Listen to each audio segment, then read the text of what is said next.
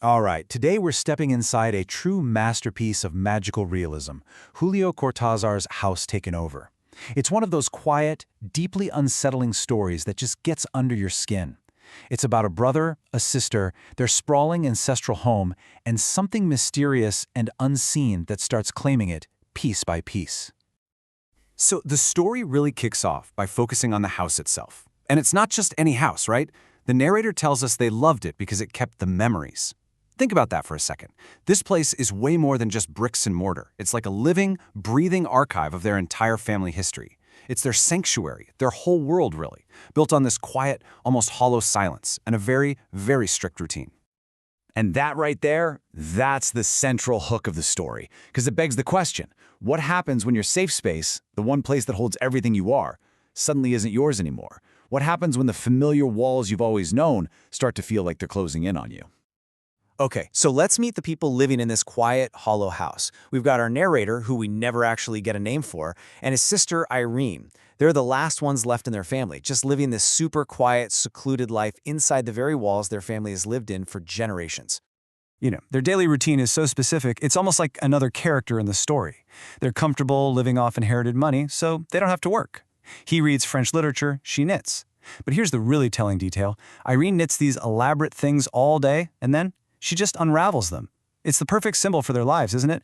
Just this endless, cyclical, and completely pointless existence. Totally stagnant. But of course, this peaceful, predictable little bubble they've built for themselves, well, it's not going to last. The quiet is about to be shattered. And not with a big bang or a scream, but with a simple, indistinct sound that changes absolutely everything. So picture this. It's 8 o'clock at night. The narrator is just walking to the kitchen to make some mate tea. It's a daily ritual. As he heads down the corridor, he hears something. A muffled sound coming from the library, maybe the dining room. He can't quite place it. A chair knocked over? A hushed conversation? It's vague, but it's undeniable. He knows he heard it.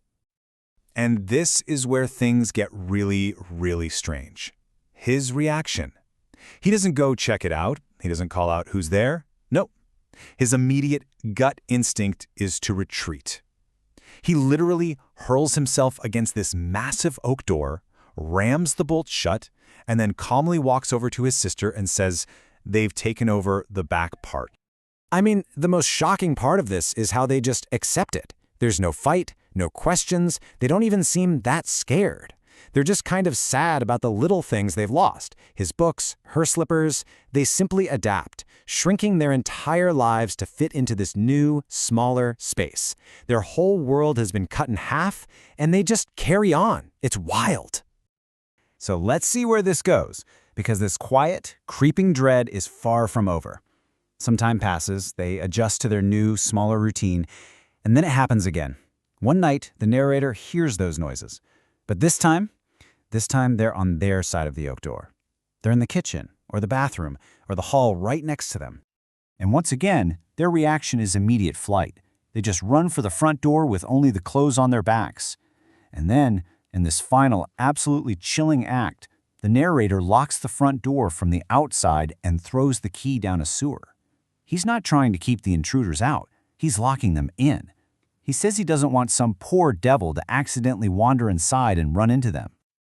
And just like that, they're left on the street, completely exiled from their own lives.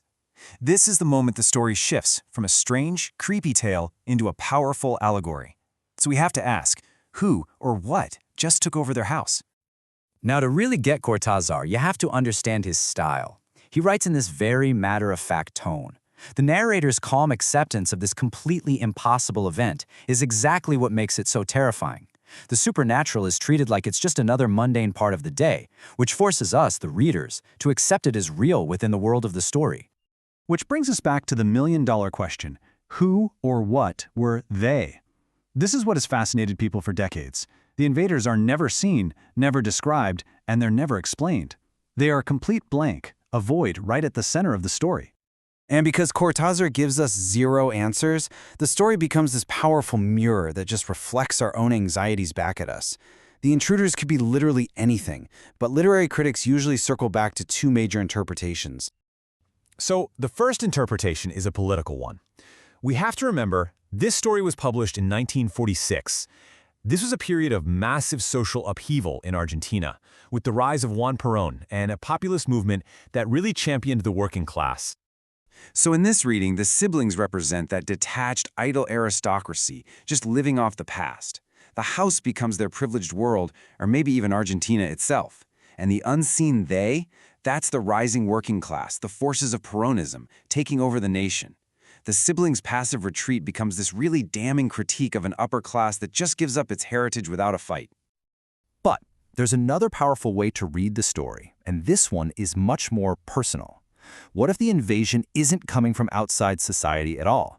What if it's coming from within the characters' own minds?